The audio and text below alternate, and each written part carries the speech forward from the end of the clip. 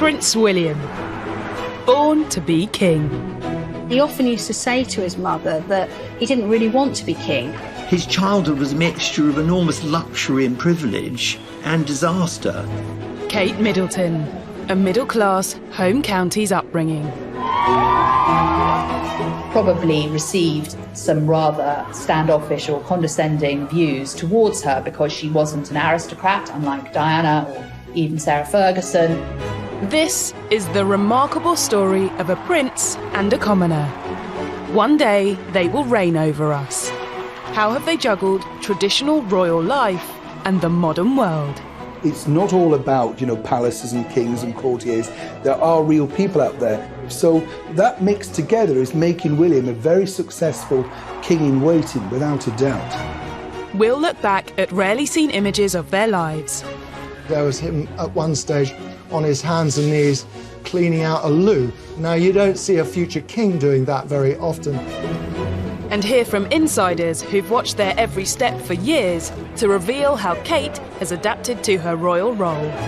His girlfriend was being hounded in just the same way as his mother had been. And of course, we all know the outcome of that. She's moved from being weighty Katie, who was seen as rather lightweight, to the Kate we see today, who's absolutely embodies her royal role. How William has embraced his sense of duty, while those around him have rocked the boat. You couldn't be, in William's view, a member of the royal family dipping in and out. You are either in or you are out.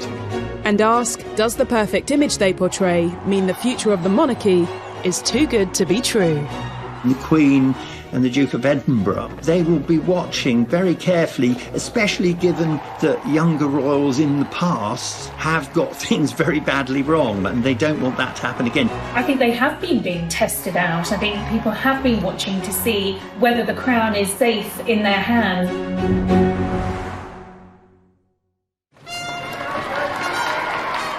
Prince William's destiny was determined from the moment he became the first child of Prince Charles and Princess Diana, second in line to the throne. Very early on, he would have had quite a potent sense of his destiny. He would have known that one day he was due to become king. And he often used to say to his mother that he didn't really want to be king. And his brother Harry would interject and say, well, I'll have the job then if you don't want it.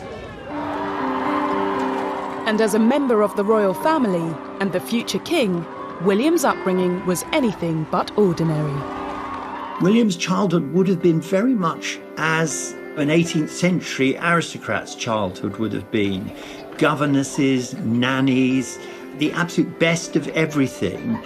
But also added to that, he would have been cosseted.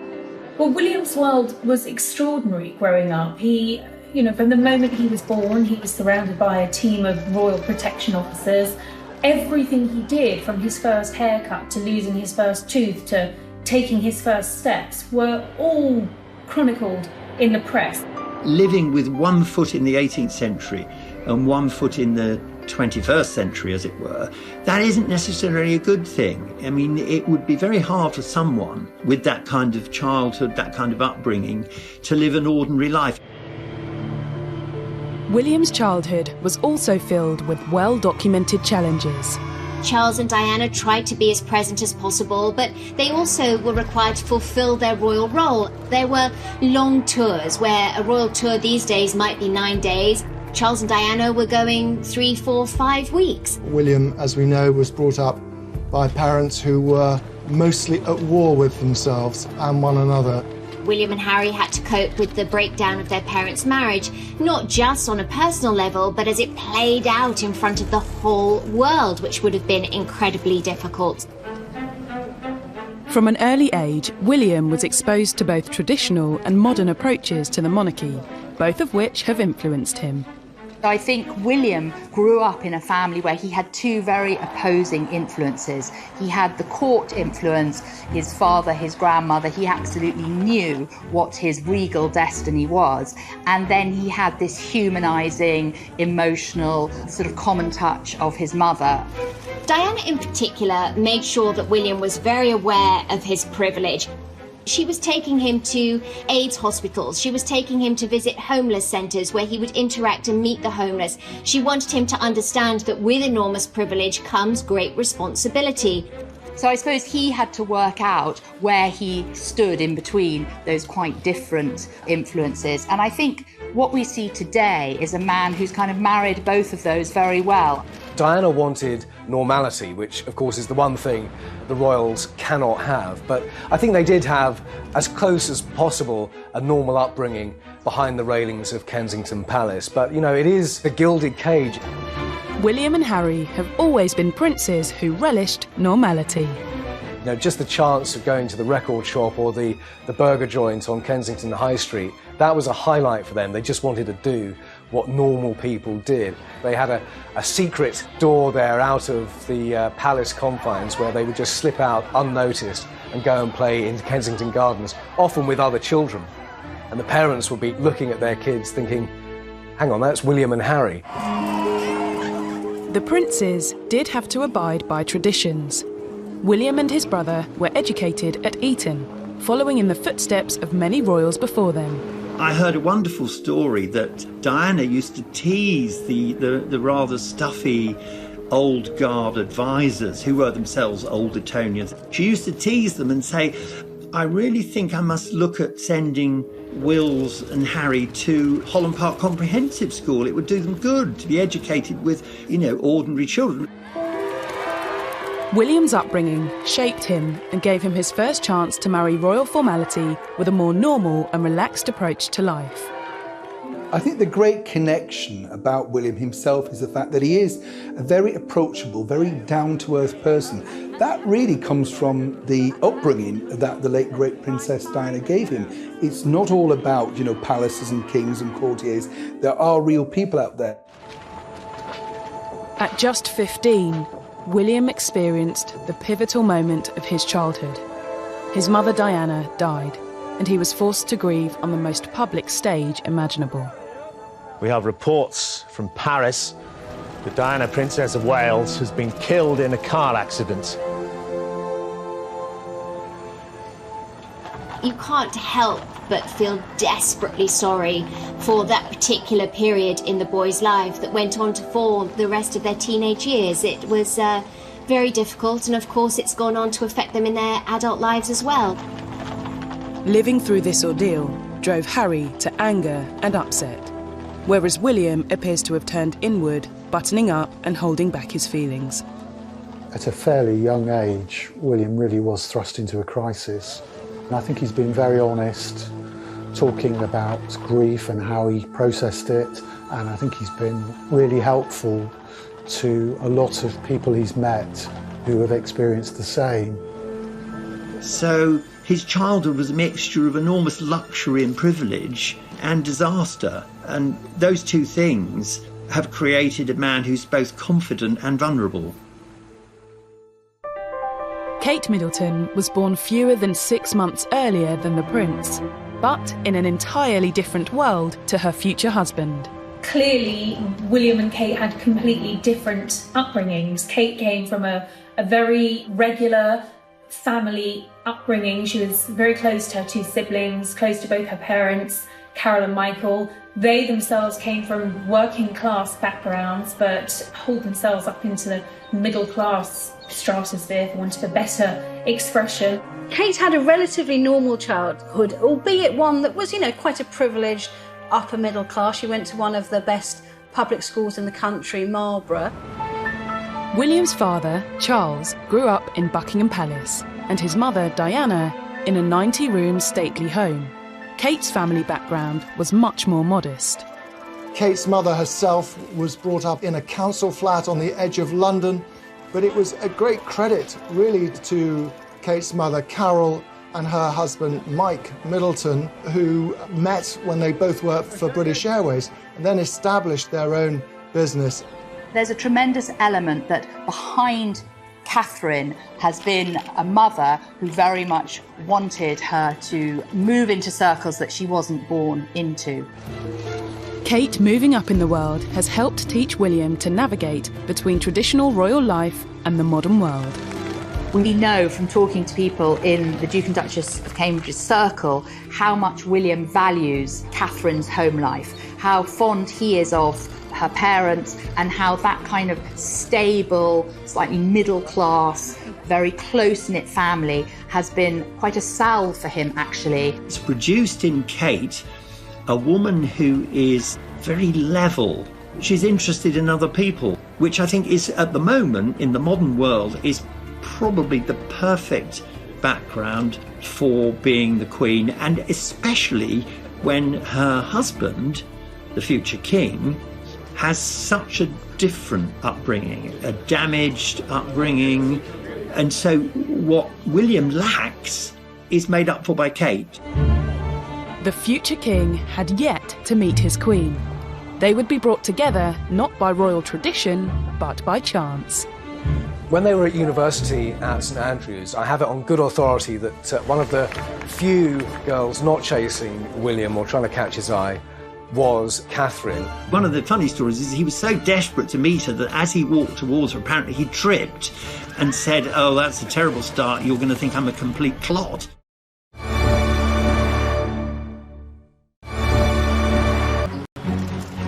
As a young royal, much of Prince William's life has been determined for him. But he has made some bold choices that have nodded to the modern world while still being a traditional royal. Like taking a gap year, the first British heir to do so. I thought this was a bit more of a way of trying to help people out and meet a whole range of other different people from different countries. William was allowed the luxury of a gap year. His father, the Prince of Wales, was determined that he needed to be educational. He was not just going to be allowed to go and spend a year playing polo in Argentina. William's gap year really was a great mix of a number of different activities. He spent time in Belize doing military training exercises with the Welsh Guards. He spent time on a dairy farm where he had to get up at 5 o'clock in the morning to milk the cows, all sort of very hands-on. Far too early. But he also spent time doing a Rally International program in Chile. Salto, jump. Salto de agua, water jump. His duties were really helping to teach some very poor kids in that part of the world. There was construction involved, there was cooking involved, there was a bit of education, and there was a bit of play. William was allowed to have those life experiences because we are in a unique position where we have the longest reigning monarch. It was always going to be some time before William came to the throne. That great freedom will ensure that William is a king who is in touch with his people.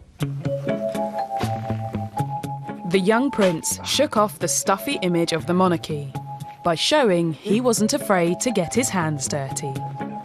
The pictures were memorable because there was him at one stage on his hands and knees in marigold rubber gloves cleaning out a loo. Now, you don't see a future king doing that very often. Here he was, a prince of the United Kingdom, but he was going to have to muck in with everybody else and pull his weight just like everybody else. And I think William really enjoyed that. It was an opportunity to just be William as opposed to Prince William. Being honest about it, oh my God. I'm so embarrassed. I'll try it first and then come back for some more.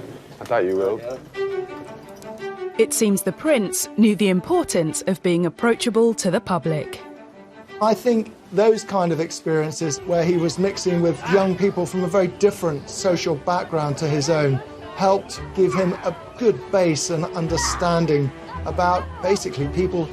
Towards the end of his time there, they invited the cameras in and he recorded an interview about his experiences down there. It was a sort of first sight of how this young man was developing. I don't like being treated any different at all. I don't like special treatment at all. I love having no restrictions, you know. There's no one out here chasing me around or anything. It's brilliant.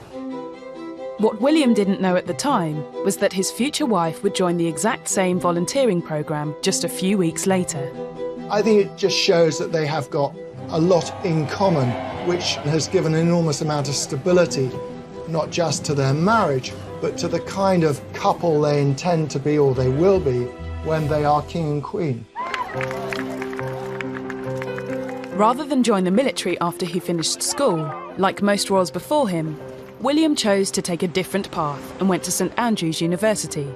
It was here where he would meet his future wife. One of the funny stories is he was so desperate to meet her that as he walked towards her, apparently he tripped and said, "Oh, that's a terrible start. You're going to think I'm a complete clod." They met very early on when they both joined St Andrews in 2001 because they were sharing the same halls of residence.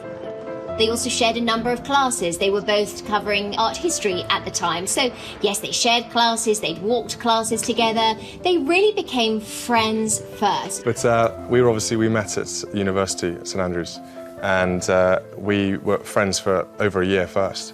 And it just sort of blossomed from then on. When they were at university at St Andrews, I have it on good authority that one of the few girls not chasing William or trying to catch his eye was Catherine, and if that's true, she played an absolute blinder. He was definitely the target of lots of Sloaney girls there at university, but it wasn't until the infamous fashion show that William noticed Catherine. This future king and queen were initially brought together by a charity fashion show and a very memorable dress. William saw Kate in a very kind of see-through dress at the college fashion show, and urban myth suggests that he said to his friend there, "Wow, Kate's hot." We've always been led to believe that Kate had another boyfriend at the time, and William might have been still dating one of his old Highgrove era girls, but neither of those relationships lasted long. William and Kate grew closer when in their second year at St Andrews, they moved into a private house with two friends. It was in their second year that William and Kate's friendship, I suppose, really jumped to the next level. And that's where they were able to really get to know each other that much better. We just spent more time with each other and had a good giggle, had lots of fun, and realised we shared the same interests and just, had a really good time. She's got a really nice sense of humour, which kind of helps me because I've got a very dirty sense of humour. They've both joked about who cooked for who was the better cook. Actually, you did cook for me quite a bit at university, and it would always come with a bit of angst and a bit of anger if something had gone wrong, and I'd have to wander in and save something. Before William started university, an agreement had been made with the press so that he could get on with his studies without intrusion. The deal?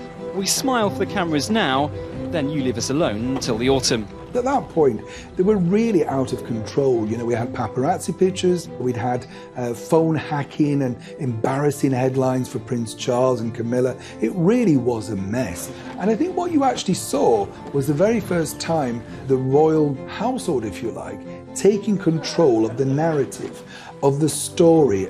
But William and Kate had to go to extra lengths to ensure their blossoming romance remained private. They would employ all the obvious tactics. They wouldn't hold hands walking down the street. They'd arrive to a party at different times. William was always very protective of the relationship because he knew once a light was shone on it, there was really no going back.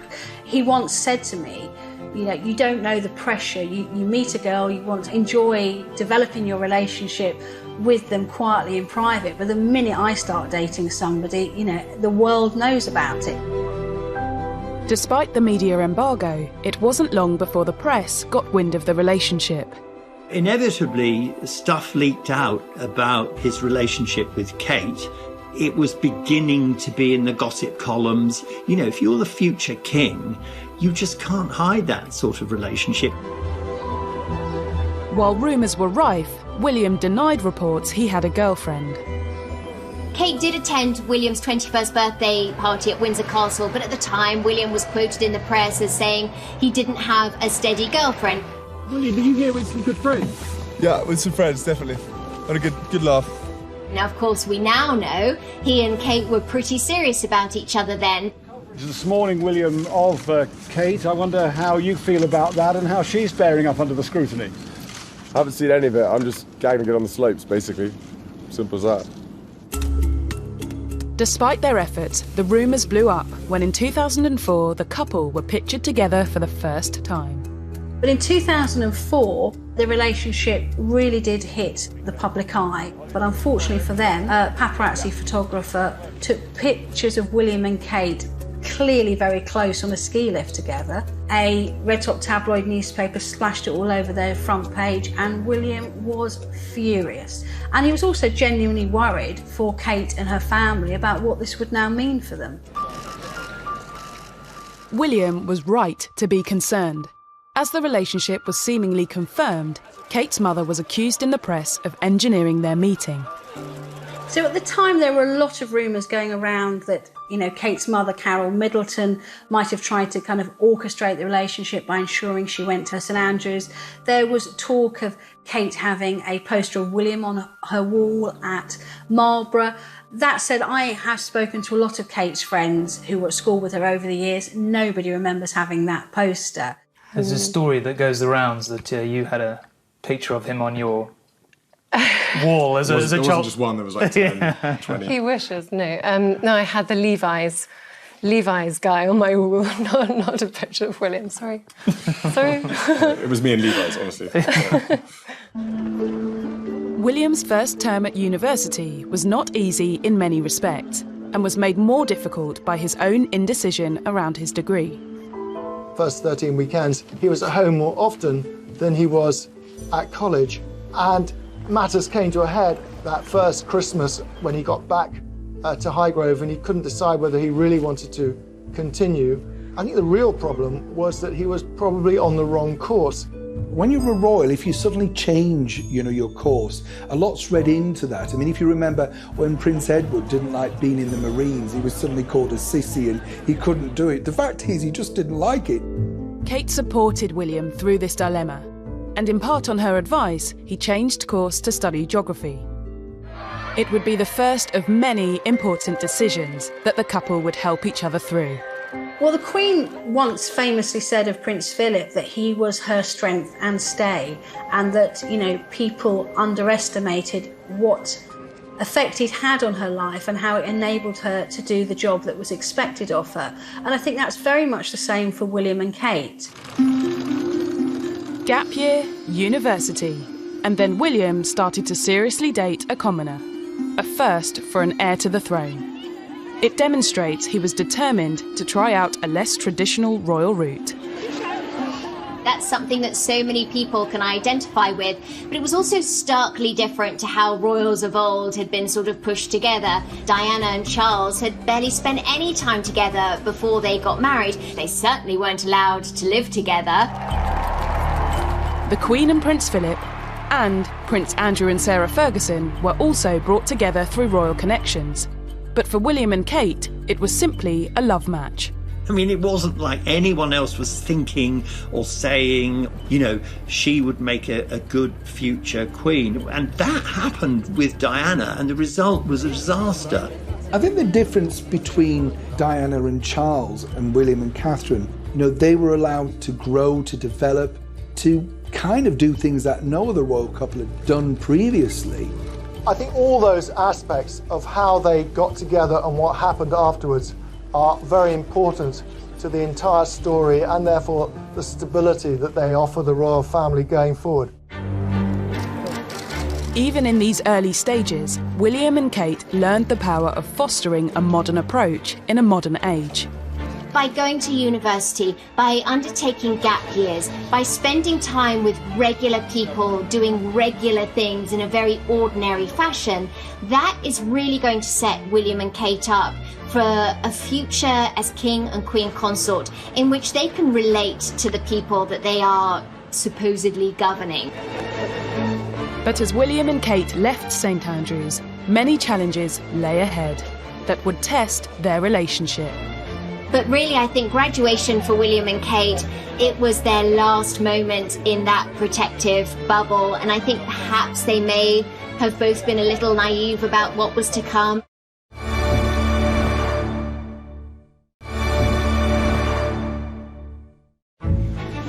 William Wales.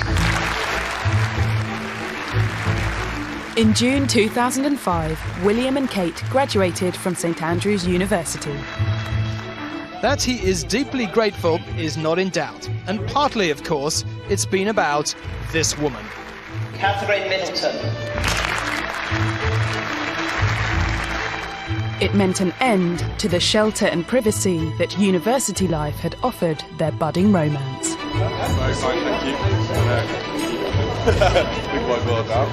They obviously went public at their graduation. There were lots of pictures of Kate and William, and there was huge interest in this very bubbly brunette from Berkshire, and it was really a warning of what was to come.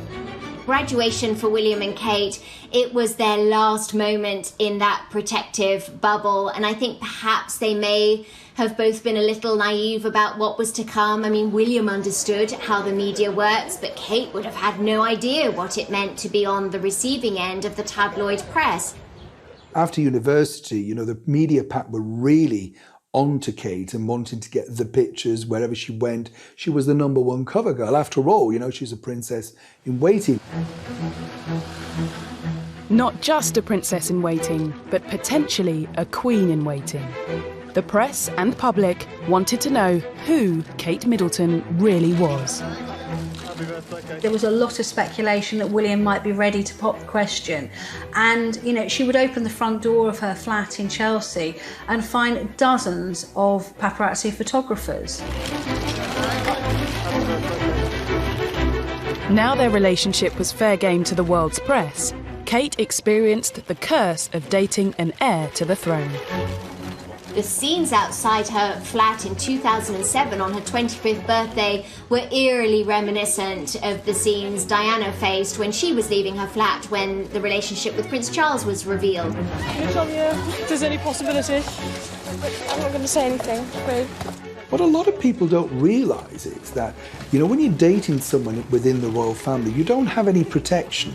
There's not suddenly, you know, the senior Royal Scotland Yard protection officers. I remember she was photographed on a London bus going down the King's Road, and to me it's an historic photo. This is a photo of probably somebody who's going to be our queen in future, sitting downstairs on a London bus. Palace didn't like it. William started to worry that his girlfriend was being hounded in just the same way as his mother had been. And of course we all know the outcome of that. So he stepped in to issue a statement saying that he wanted Catherine more than anything else to be left alone. William's statement to the press didn't stop the criticism of Kate.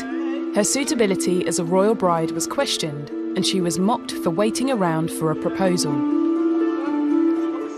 The problem for Kate was that she didn't have a career plan. William's had already been mapped out. He was going to go to Sandhurst, and after that he was going to go into the RAF. So Kate's career path was far less certain, and she did become the topic of a lot of negative stories in the press. And she was called Waity Katie.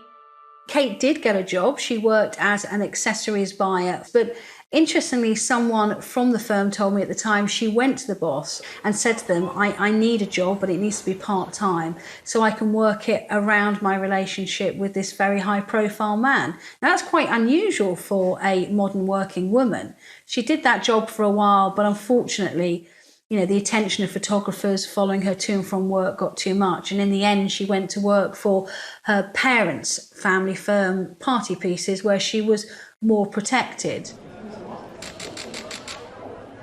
Kate was quick to charm William's family, but the aristocratic circles that surround the palace took longer to win over.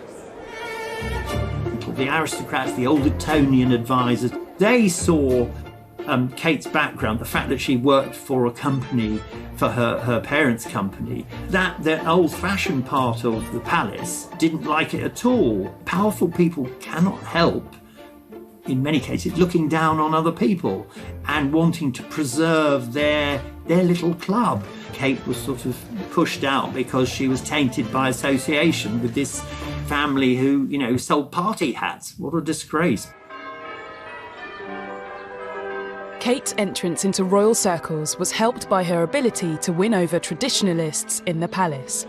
She avoided breaking protocol and even changed her style of dress to look more like a royal bride-to-be.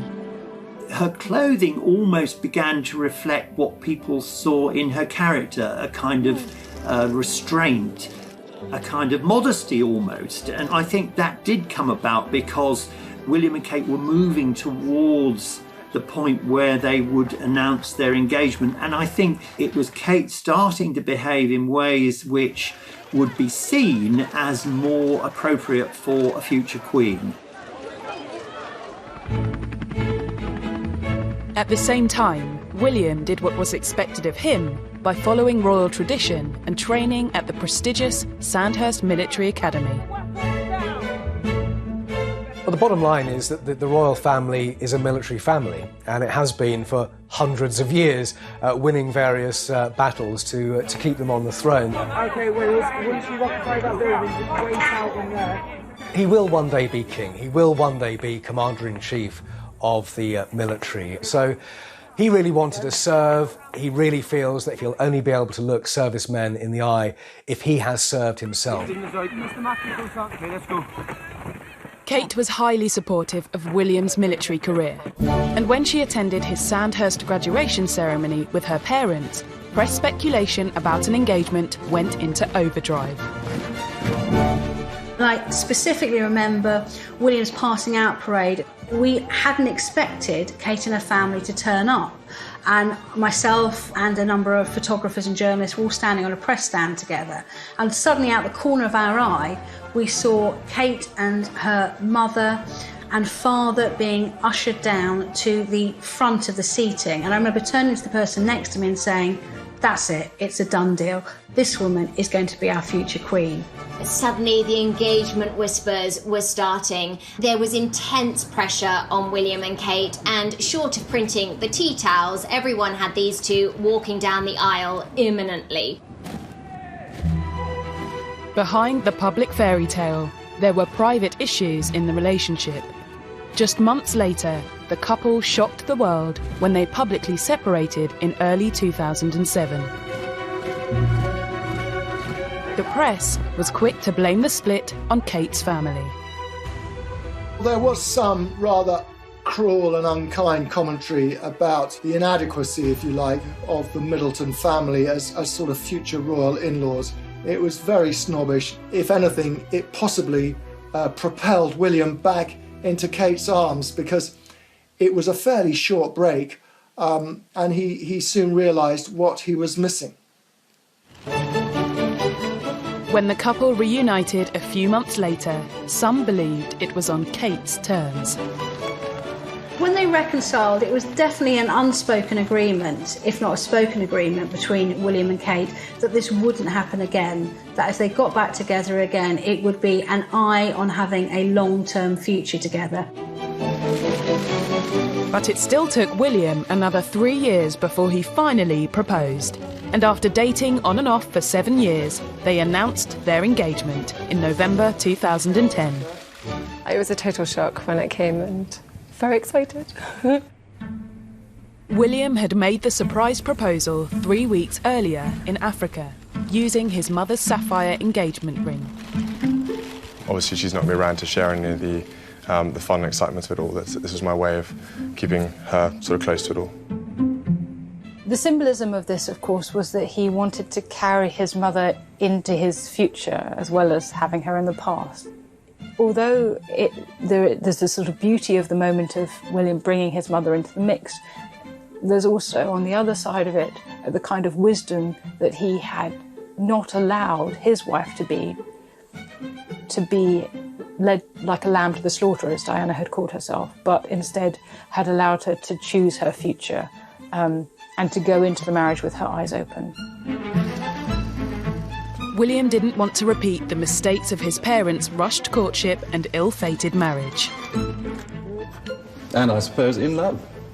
Of course. Whatever in love means. This future king was determined to do things differently. I had been waiting this long as I wanted to give her a chance to see and to back out if she needed to, before it all got too much, because, you know, I'm trying to learn from lessons done in the past, and I just wanted to give her the best chance to settle in and see what happens the other side. From that engagement interview, we realised, if anything, that we'd misnamed Kate as Weighty Katie. It should have been Weighty William, because it was William who sort of put the brakes on. Rather than rush into engagement and marriage, as many royal young men have done over the years, William waited and waited. William wanted to be sure that the woman he was marrying was in it for the long run. You know, he doesn't want his marriage to end the way his parents did. Unlike Diana, Kate had her eyes open to the challenging road that lay ahead.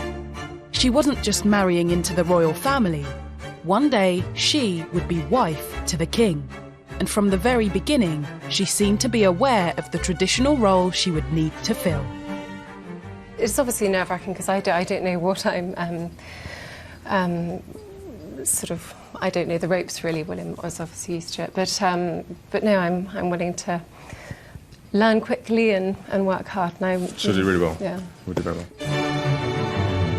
Kate will be the first Queen Consort in 350 years who is not from an aristocratic background. We hadn't seen a member of the royal family, certainly not an heir, marrying a commoner. So here was William breaking the mould, doing things differently, and establishing a first for the royal family. Despite Kate adapting to royal life remarkably well, for an institution that is hundreds of years old, this was a concern. I'm quite convinced that in the early days, Kate probably received some rather standoffish or condescending views towards her because she wasn't an aristocrat, unlike Diana or even Sarah Ferguson, and that would have been frowned upon. Kate may not have an aristocratic background, but during the run-up to the wedding, she carefully cultivated a regal image and convinced the public she was the perfect royal bride. She's relatable, she's not an aristocrat, she doesn't have titles. Through marrying a commoner, William has brought a common touch to the monarchy, which has been very, very valuable to the House of Windsor. William and Kate's wedding would be the biggest royal event of the decade. I think the key part of it was this is the man who will be king, and he represents a new generation. He's not tainted by the past. But will the future of the monarchy be safe in the hands of the new generation? When we look at the scale of this wedding, we won't see scenes like this for this particular couple until William's coronation.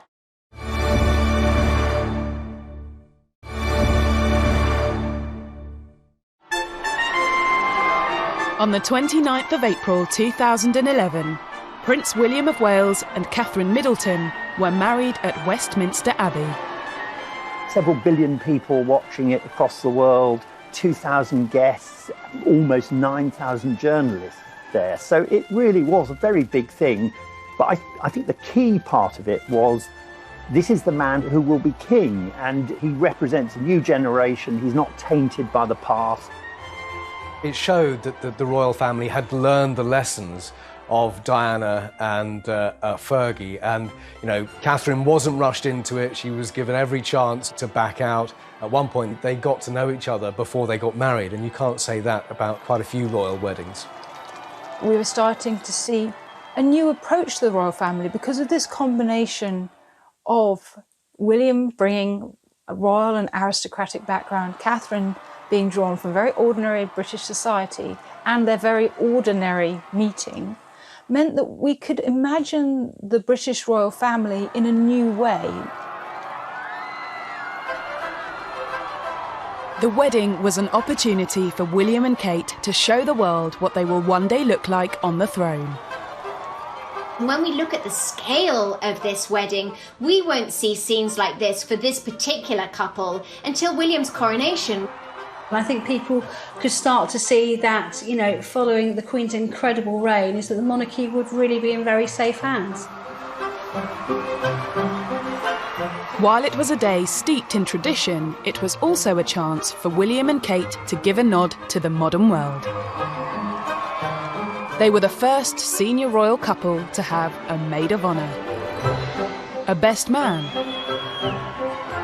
and a spontaneous second kiss on the Buckingham Palace balcony.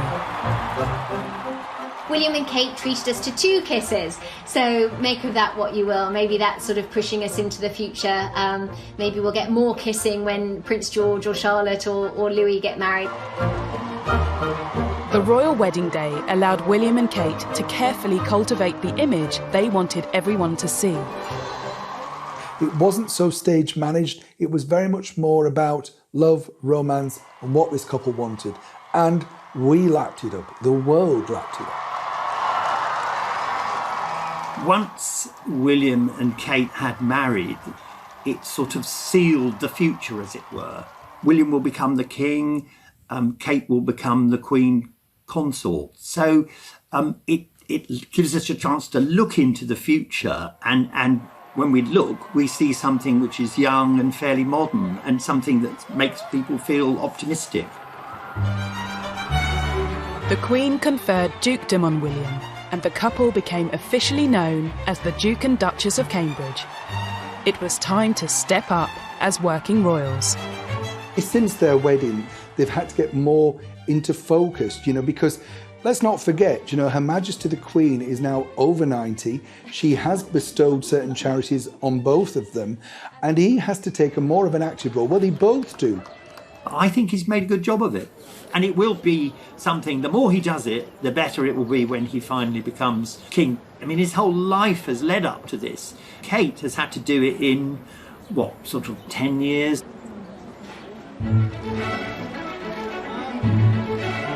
Kate may have been born a commoner, but she quickly adapted to being royal with a little help from the Queen. The Queen is not one who likes to tell people how to do things. She likes to lead by example. She took Kate and Camilla with her to Fortnum&Mason, where they had tea and they unveiled a plaque. But that was rather special, seeing the current Queen and 2 future Queen consorts out on an engagement together.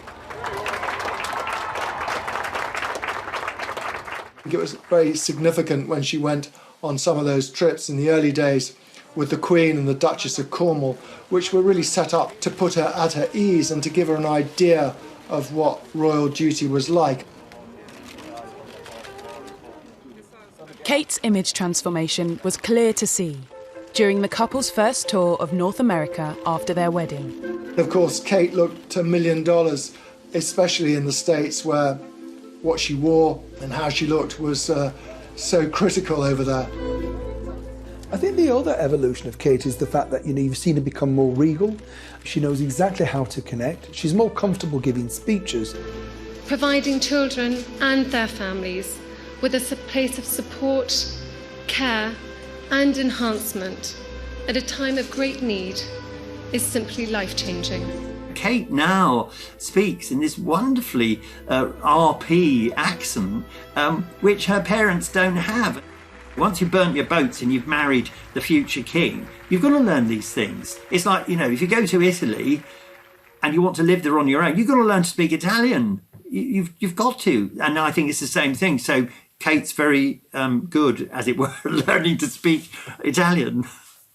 Kate has absolutely managed to change the narrative about her and the press about her, brilliantly so. She's moved from being weighty Katie, who was seen as rather lightweight, doing nothing with her life, waiting for her prince to propose, to the Kate we see today, who's absolutely embodies her royal role.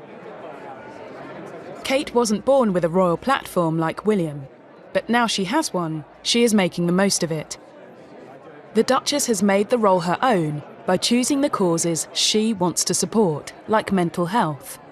Fear or reticence, or a sense of not wanting to burden another, means that people suffer in silence. What we're really seeing is just a sort of blossoming of who she really is. She may not have been born to this role. She may not have been born to be queen, but she's a hell of a classy lady. And class doesn't come from one's social status. It comes from one's upbringing and it comes from one's character. And she has that in spades. During the early years of their marriage, the couple juggled their new royal roles with a seemingly normal modern life.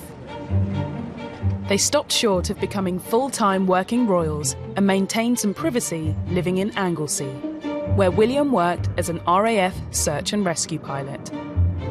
In terms of William being ready to take on the throne, I think it was quite interesting that he was allowed, with the Queen's blessing, some time out of the spotlight after the royal wedding. William was allowed to continue his career in the RAF, and they continued living in Anglesey. William was desperate to stay in the military, and of course he trained to be a helicopter pilot, but in the end he wasn't allowed anywhere near the front line. The ultimate boss said no because he is second in line to the throne. Guys, you are clearing for the trucks, please. We don't need a marshalling, thank you. Okay, thanks. He retrained as a search and rescue pilot on Anglesey. He helped to save many, many lives flying that yellow Sea King helicopter around the British Isles. So that gave him a meaningful role, and that means an awful lot to him. He did have those early years of married life, out of the spotlight, able to pursue his career, and knowing that in the not too distant future, his life and Catherine's life would be a life of royal duty for the rest of their lives.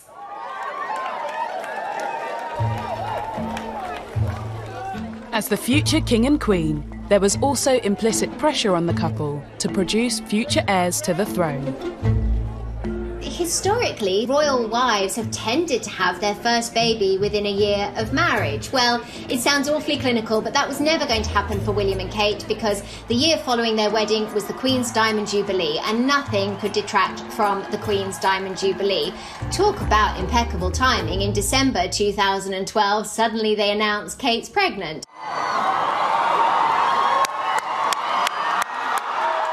Seven months later, in July 2013, the couple welcomed their first child, Prince George.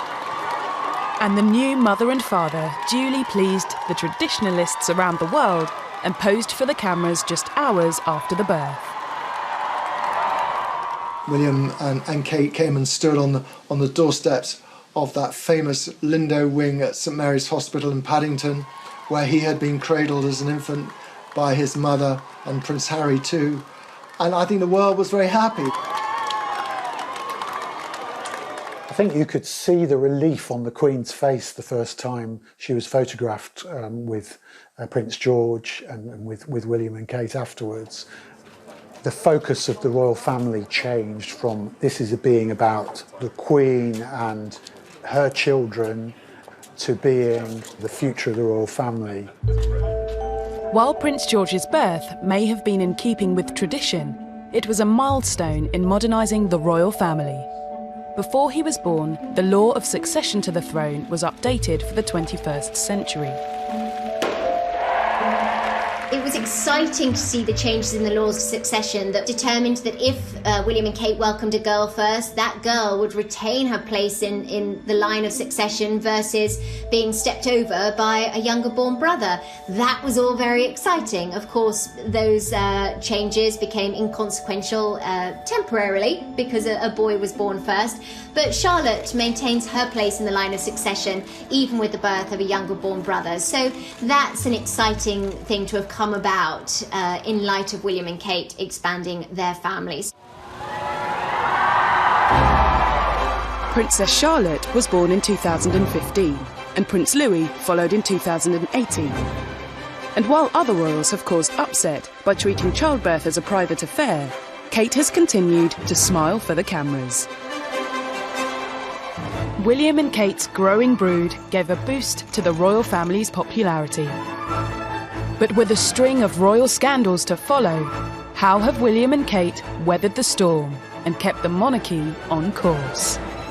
No one knows more than Harry what kind of life William has got in front of him. And William had every expectation and reason to think that Harry was going to be there supporting him when the time came. And now it looks like he won't be. I know William watched this interview with a mixture of shock and horror. Harry was kind of publicly airing their dirty linen, and I know he debated long and hard about what to do.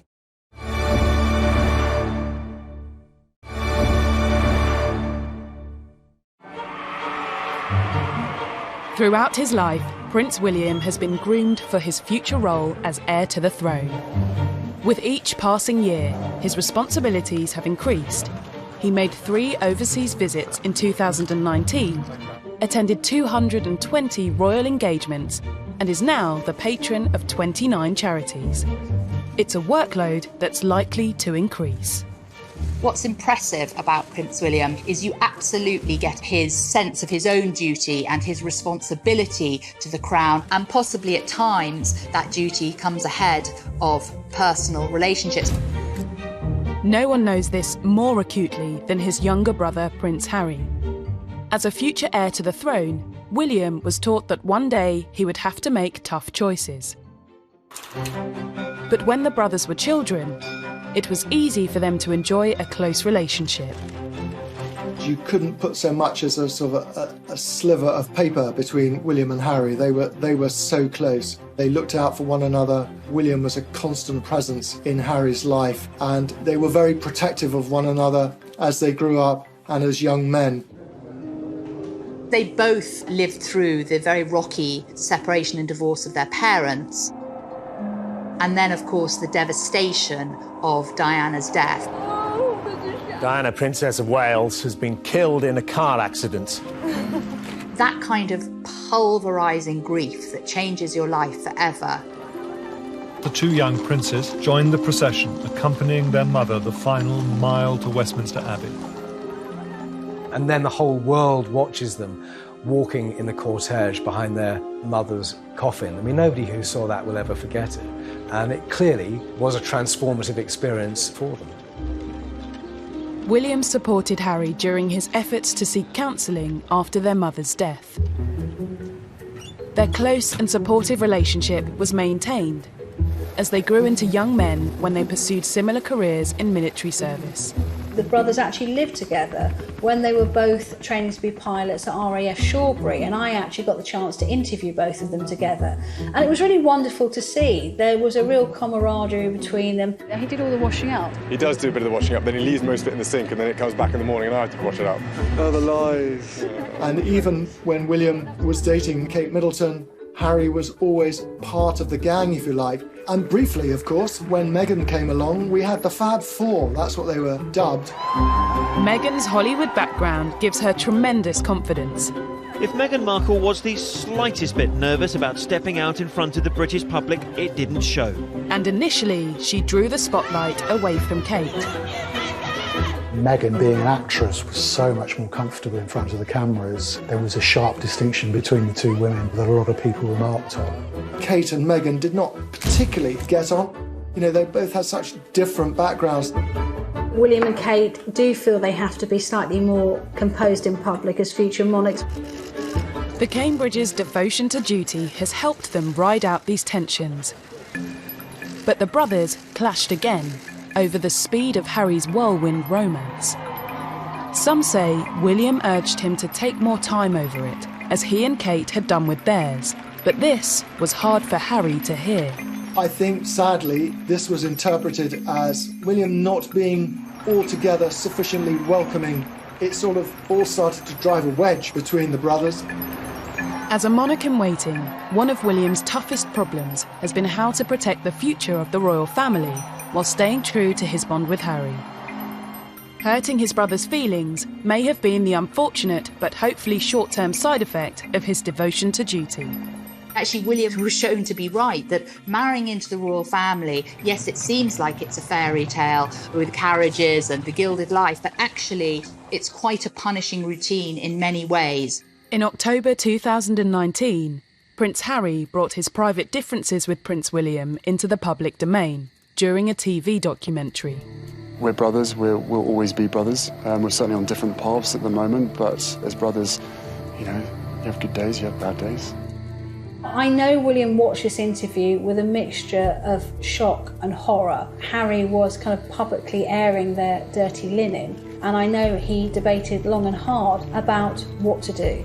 No one knows more than Harry what kind of life William has got in front of him. And William had every expectation and reason to think that Harry was going to be there supporting him when the time came. And now it looks like he won't be. William values duty and responsibility over all else. And though both princes have shared the same tragedies and both their wives have suffered negative press, the Cambridges haven't run away from their royal duties. I don't believe for a minute that the press have been any more difficult towards either couple, really. The Sussexes, I think, have seen rogue elements that really weren't there, like their accusation of racism towards Meghan. The difference between the two brothers and their wives is one has behaved stoically and earned phenomenal respect, whereas the Sussexes have gone down in our estimation and we have far less patience with their me antics. In January 2020, the royal family were forced to deal with Harry and Meghan's plan to divide their time between the UK and America. The so-called Sandringham Summit was a big moment for William to prove he puts duty to the monarchy ahead of loyalty to his brother. The Queen wants a swift agreement to end this crisis before it causes more damage. Apparently Meghan was going to be on speakerphone. Well, the Queen put paid to that, and so Harry had to face the music alone. They very much thought they could have a kind of half-in, half-out status, by which they, did some royal duties, but were able to live abroad and pursue lucrative commercial careers. William, with his developing awareness of the Constitution, knew Harry and Meghan's plan would never work. You couldn't be, in William's view, a member of the royal family dipping in and out. You are either in or you are out. And so the decision was made, OK, if you want to go, we're desperately sad about that, but you are out. And you will not be using HRH, and you will not be using Sussex Royal Instagram. I'm not sure William had much choice in the matter. He is going to be king, even if it means the expense of his familial relationships. Megxit could mean the Cambridges have to take on extra duties, but claims by Anna Pasternak in a controversial Tatler article that Kate is furious about any extra workload have seen denials and reports of threatened legal action against the magazine. They wanted, as I understand it, to be much more hands-on parents, and suddenly they have this massive workload which they weren't anticipating.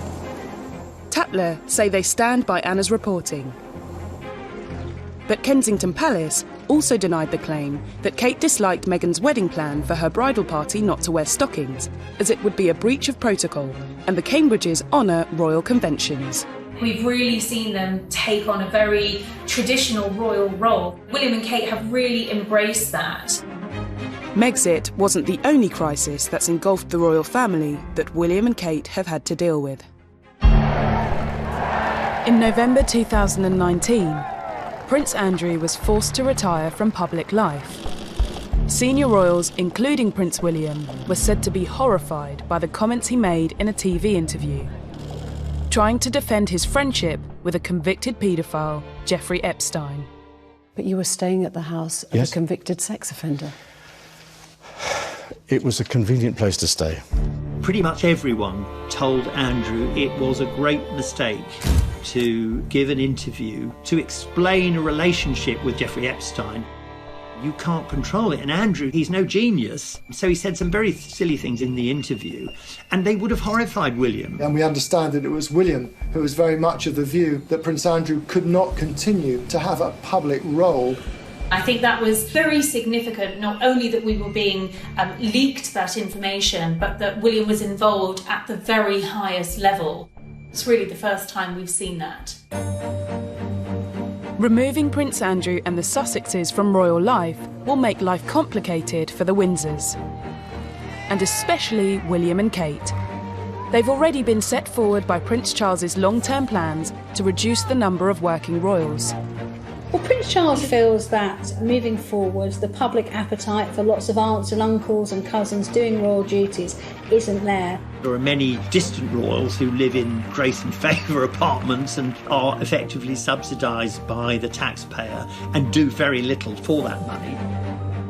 Depending on the Queen's ability to continue working in her mid-90s, the plan could leave a public-facing monarchy of just 4. The Duke and Duchess of Cornwall and the Duke and Duchess of Cambridge. How do 4 people oversee the Commonwealth? How do 4 people do all the ceremonial occasions, all the official engagements, oversee all the charities that they do? William has a great sense that he has inherited something which is important and he needs to step up to the mark, even if it becomes his whole life. Megxit and Prince Andrew's departure have shown how Prince William places duty over close family relationships. But the coronavirus pandemic of 2020 would pitch the Cambridges into their greatest challenge yet.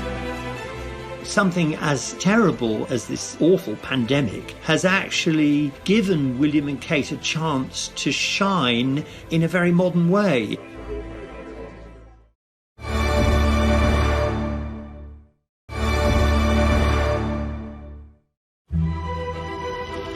With the departure of Prince Andrew and the Sussexes behind them, William and Kate and the other Windsors must have been hoping to resume their royal duties, albeit with a busier diary than usual. But it wasn't to be. A big jump in coronavirus cases and the first death here in Britain. The pressure ramps up. While politicians and scientists look for strategies to protect the public and the death toll rose into the thousands, the British public looked to the royal family. The Windsors, and especially William and Kate, now found a new duty of care and consolation. The Queen has been outstanding and has given a series of public broadcasts which have done an awful lot to reassure the population, I think. But beyond the Queen, it has been very much William and Kate who've come to the fore. The Queen is effectively in confinement at Windsor Castle. Charles tested positive for the virus. So William and Kate are really picking up the slack. 3 days before lockdown started, the couple took part in the first royal engagement in connection with the pandemic, when they visited a South London NHS helpline. How many calls are you getting from the public around mental health and... Listening to the concerns of NHS staff and thanking them for their dedication, William and Kate showed great sympathy. Something as terrible, as negative as this awful pandemic has actually given William and Kate a chance to shine in a very modern way. They've revealed things about themselves that will always be remembered, that during the pandemic they were there. When the nation went into lockdown on the 23rd of March, the Cambridges proved to be the most successful of the royals to embrace new technology and stay working within social distancing guidelines, continuing traditional royal duties but in a clever, modern way. Staying connected, staying positive and being able to talk to friends and family is so crucial. So suddenly the Duke and Duchess of Cambridge are at the front of the royal family, are the most visible royals, and have been doing all sorts of things virtually, whether it's opening hospitals or visiting schools or helping to found a couple of new charities. You know, what we're seeing now is the NHS and the frontline workers doing the most extraordinary job, and that's really come to the forefront in the last a few weeks, and I think it's going to dramatically change how we all value and see our frontline workers. William and Kate have isolated themselves with their children in Norfolk, where they have joined in the weekly applause for NHS carers. And in a callback to William's former career as an air ambulance pilot, they've offered their London home as a refuelling post for emergency flights. William was given permission for helicopters to land in the grounds of Kensington Palace, which is remarkable. That would never have happened in the past. The royals who lived there, even during the war, were a bit sniffy about people growing cabbages nearby. They haven't patronised us, but they're one of us. They absolutely have managed to blend their sense of duty with a real, tangible humanity. And personally, I've never admired them more than I do for how they've coped during the pandemic. Throughout his life, Prince William has made choices that have stepped away from the royal standard. I don't like being treated any different at all. I don't like special treatment at all. He took a gap year volunteering for charity and chose a wife from a non-aristocratic background. Should we expect the Cambridges to break even further with tradition when they reach the throne? I think if anyone was wondering whether the crown is going to be safe in their hands, you only need to look at how they've conducted themselves during this pandemic to see that the answer is a resounding yes. William and Kate may be many people's idea of the perfect king and queen, but it may be a very long time before they are given the opportunity to serve the nation in this way. Will anyone still want a monarchy by then? There could be suggestions that it's an outdated institution, William and Catherine have managed to keep their slates pretty clean, and they are people who haven't really put a foot wrong, who have maintained popularity and are doing pretty well. So well, in fact, that a recent survey found nearly half of those polled would like to see Prince William take the throne instead of Prince Charles. The Queen doesn't believe in breaking the rules. She does not want Charles to step aside when she passes. William doesn't want that to happen. There are a lot of people who want to skip Charles and go straight to William. It would be shocking to skip Prince Charles. I think that's more driven by William's youth. Hello, everybody. He will be William V one day, she will be Queen Catherine, and I honestly think what you see is what you get. They're not fakes. They will be a modern couple, and although the monarch's power is extremely limited just to giving advice, Kate will be an important part of that. The person I would actually liken Kate to is the Queen Mother, who was known as the steel marshmallow. Very fluffy on the outside, but with a core of steel underneath. And I think that actually sums up Kate. William and Kate are the same age, and while he was born into privilege and schooled as the heir to the throne, she was brought up in an everyday family. Despite the differences in their backgrounds and the obstacles they faced along the way, they've forged a lasting partnership, which has skillfully married tradition with modern sensibilities. I do think that they will have a warmer feeling, a warmer approach to the British public. Very happy birthday on Valentine's Day. Yes, Valentine's Day. From everything we've seen to date with William and Kate, I think that they're going to demonstrate a monarchy that is caring and compassionate, that proceeds with dignity but also with a bit of humour. And I do think that they show the sort of approachability and relatability that will safely sustain the monarchy into the late 21st century.